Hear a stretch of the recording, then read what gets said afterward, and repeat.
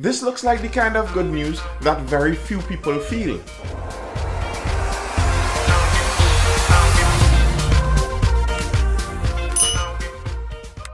A global firm out there in France came out recently to make the announcement that the economy in the world is back to pre-pandemic levels.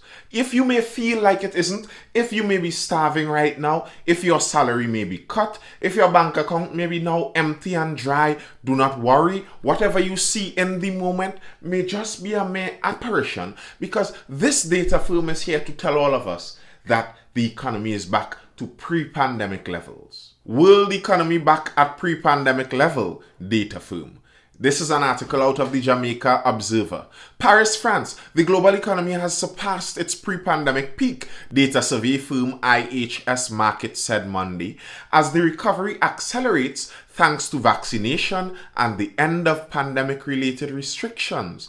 IHS Markit, which conducts monthly surveys of businesses that are highly valued by the market as a leading indicator of economic activity, forecasts that with 6% growth this year, the global economy will post its biggest expansion in nearly 50 years. The firm said that the global economy has reached an important milestone in the second quarter of 2021, surpassing the pre-pandemic real GDP peak attained in the fourth quarter of 2019. The second quarter ends at the end of June. The firm is saying that in Asia they recovered since last year. The US is going to be recovering in May. In Africa and the Middle East, they would be recovered by the third quarter. And as for us over here in Latin America, we and Europe would be recovered by the final quarter of this year. There's hope in sight, folks. The IHS Markit team has found it. They have seen it. They have crunched the numbers. And don't believe anything else, the economy has rebounded. Don't you feel it yet? IHS Markit's 2021 global GDP growth forecast is in line with that made by the International Monetary Fund in April. However, the IMF emphasized the unevenness of the recovery and said it expects many nations will not recover to pre-pandemic levels until 2022 or 2023. And I think the IMF has it a lot more honestly than this IHS Markit. And that's the whole thing, because the recovery after this pandemic, the recovery after the lockdown, yes, a lot of money is moving. The economies are churning going on in a lot of these large markets. But you have to look at who is taking part in the movement of this money. Are there any people who are involved in the lower sectors of the economy that are really seeing this bounce back and seeing reward in this bounce back? Or is it just the billionaires up there and the millionaires up there who have the ability to move and still engage in commerce during the lockdowns and during the pandemics? Are they the only ones that are seeing this economic recovery? Now, here's an interesting little prediction coming down to the end of this article from the same data firm that is predicting this economic boom and we're returning to pre-pandemic levels.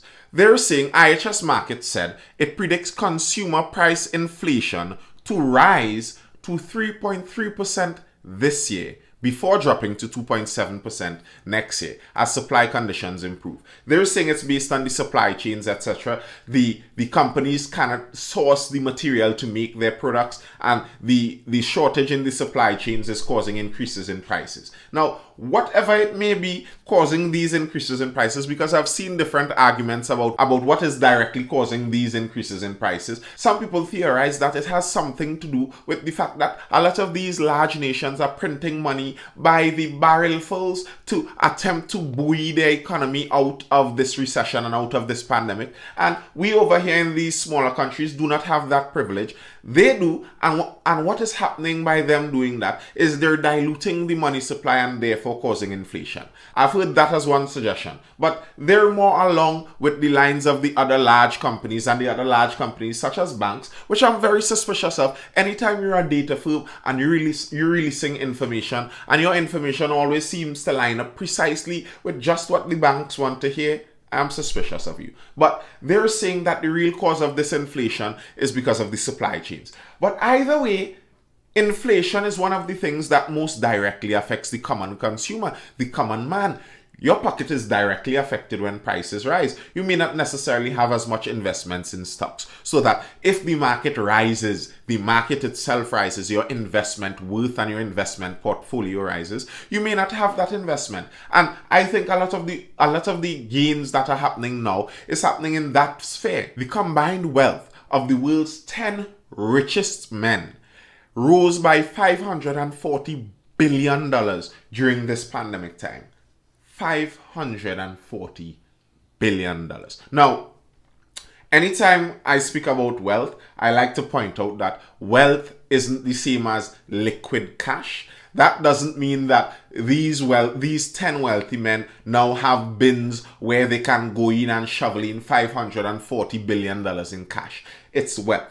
It's the worth of the assets that they own. It's the worth of everything they own. The worth of the thing itself increased over time. Now, because the worth of this increased over time, the access to actual liquid cash increases also. So it's not to say that this increase in net worth doesn't have an actual increase in liquidity also. There's an increase, but it's not like this 540 billion can be seized from them and used to cure world hunger. It doesn't exactly work like that. But that is concerning to note, especially when we're seeing things like some people are saying we are back to pre-pandemic levels in our economy.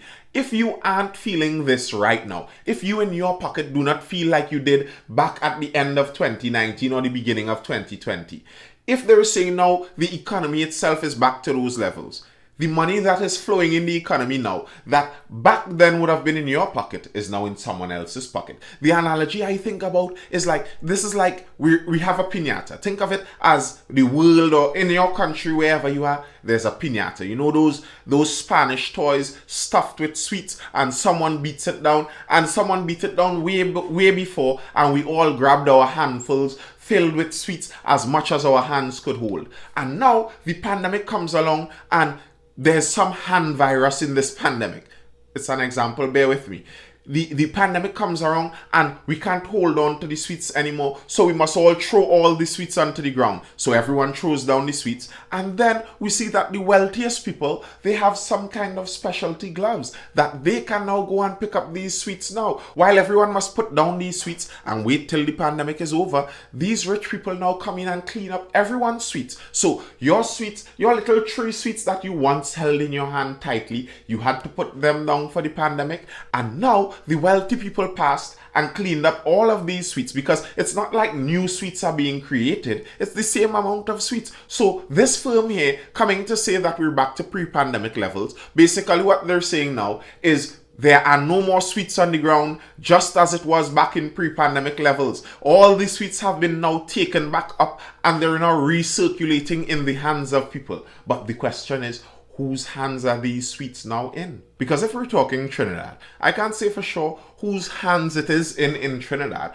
but I can say for sure whose hand it is not in Trinidad. For one, it's not in the construction workers' hands, who have only just been found eligible for the grants given out by the government. They've just become eligible for these grants while they've been home for over a month now. So can you explain to me, what did they expect these workers to do for a month? Government reopens portal for salary relief grant. 9 things to know.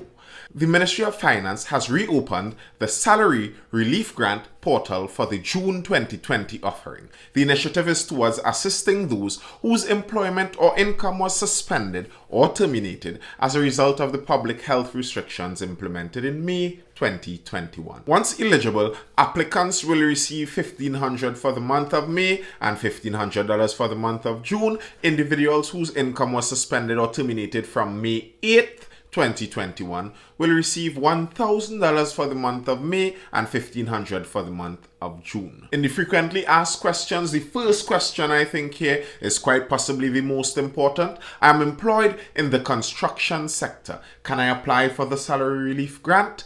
Yes. Members of the construction sector are invited to apply for the June offering of the Salary Relief Grant. The deadline for submission is June 30th, 2021. Listen, if you're part of the construction sector, I believe someone in one of my videos commented and said that they were part of this construction sector. If you're a part, go and get your grant and go before June the 30th. Because the reason you may be lacking may be because you are forced to stay home. And if you are forced to stay home, whoever is forcing you to stay home really should be the one taking care of you. Because let's think about it rationally. I said this before when I spoke about the construction sector. I believe that was 2 weeks ago. We spoke about the construction sector and we spoke about how they are struggling to get these grants and they weren't getting these grants. So you sent home these people for a month with no grants. And then you tell them they can't work. And then you tell them, if you have a side hustle, make sure you don't do that side hustle. So what exactly were they supposed to do? For this month that they were home, you told them they couldn't work, you told them they couldn't side hustle, you told them they couldn't get a grant. What were they supposed to do? Steal? Well, I'm not sure exactly what those in authority had planned for these construction workers to do, but I can tell you what a lot of them were doing. They were still working. And that is exactly what I warned about way back then. If you tell people that they must stay home and watch their children in their eyes as their children beg them for things that they can no longer afford, and expect that these people, being good, upstanding parents, because that's what you want in your society, you expect these people being good, upstanding parents to just sit at home and watch their children suffer. It's not going to happen. And that's on the side of the parents. Listen, even someone sitting at home and watching themselves suffer all on their own may not do that. And go out to work is just what a lot of them did. 7 construction workers held over St. James School renovations. 7 construction workers are in custody after they were found doing renovations at a school in St. James on Monday. As part of a stricter public health regulations, all construction activities have been halted. Police said the Port of Spain City Police received a report that work was being done at a construction site on Long Circular Road, St. James, near a church at around 2:30 p.m. Police went there and found the men whom they spoke to and arrested. Now, I hope that somewhere along this is the reason that all along the line in our judicial system we want people, we want human beings, because I'd hope that somewhere along the line the human beings can listen to human story and have human relation to the story and be able to have some empathy. I hope that these workers don't now have to suffer more, worse yet financially, for this that they have done. I understand the rule of law and I understand the importance of the rule of law, and regardless of how sad it is, you still would like that the rule of law still be followed. But I also understand that if the rule of law is oppressive, to some people, you can expect that they wouldn't follow this law. So maybe this pre-pandemic bounce back that this French firm is telling us about just isn't being felt only in the construction sector. Maybe other workers are feeling it. Well, no, not exactly. No salary, no answers for EFCL workers. EFCL meaning the Education Facilities Company Limited, they have reached their breaking point as they claim they have not been paid for 2 months. Can you imagine that? You not being paid for 2 months. The situation has become so dire, employees said they are struggling just to make ends meet. They say for February and March 2021, they have not received their salaries, and correspondence with the Minister of Education, Dr. Nayan Gadsby-Dully, has proven futile. So you can't get your money. The people that you have to contact in order to find some kind of answers as to what you're going to do going forward as it comes to your salary, they aren't even answering you. Is it that the response to these workers would only come if they decide to create a big fire out of tires on the roadway somewhere, and then we'd have the Star Marshal, our Commissioner of Police, coming in to swoop in and tell them this is not how you get things done. There is a proper way to get things done. And then we can see that they're trying the proper way to get things done all now, and 2 months is going by and they're still seeing no money. I wonder if those in charge of them, if the minister, if the permanent secretary, whoever is above them in this line of authority,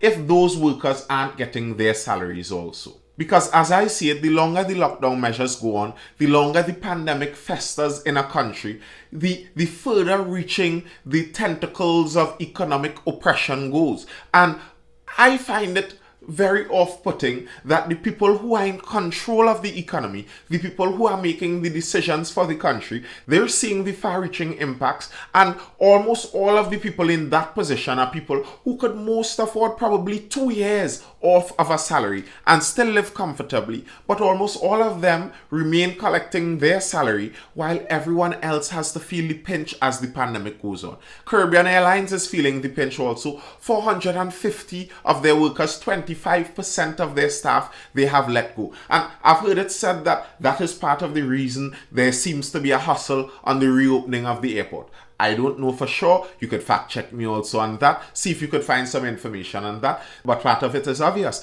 These larger airlines have a lot of overhead fees. They're paying to rent hangars. They're paying staff. And as they're paying all of this expenditure, are they receiving the commensurate income to make up for it?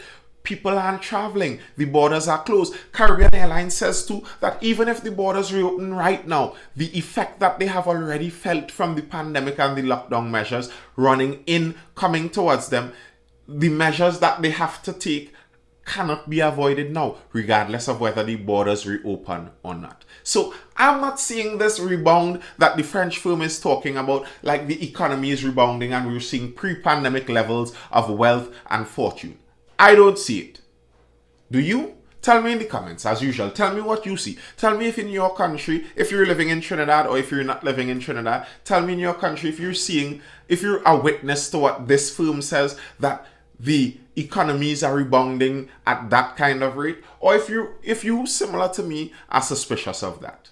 Tell me that too. And if you haven't liked the video yet, make sure to click that like button and click that beautiful red subscription button if you haven't subscribed to my channel yet. Also, you can click the notification bell so you know just when new videos are popping up. I think I'm going to start releasing my contemplations on YouTube now, through the YouTube Shorts feature. So maybe daily I'll release that, possibly at 8 p.m. I'm not sure exactly when the scheduling for that will be yet, but I will do that. This style of content though is going to be back at you tomorrow at 10 a.m. and I'll see you then.